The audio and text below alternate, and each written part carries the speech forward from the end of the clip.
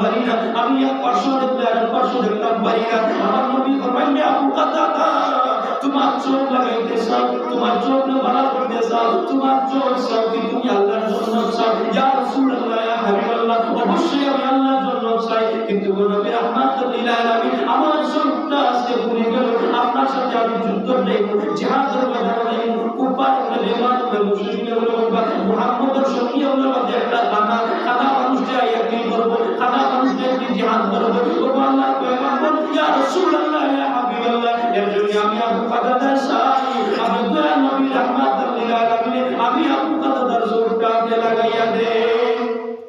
আমার নবী রাহমাতুল লিল আলামিন বলল আবু কাতাদা তোমার চোখটা আমার হাতে দাও। আমার নবী রাহমাতুল লিল আলামিন আল্লাহর পয়গম্বর নবী দুজাহান নবী মুহাম্মদ রাসূলুল্লাহ সাল্লাল্লাহু আলাইহি ওয়াসাল্লাম আবু কাতাদার চোখ মুবারক হাতের মধ্যে লইয়া আমার নবী লাল্লি মুবারক লাগাইয়া আমার নবী আবু কাতাদা চোখের মধ্যে কুলা চোখে বয়া দিয়া আবু কাতাদা তুমি ছায়া দেব তোমার চোখ ভালো হইছে দি।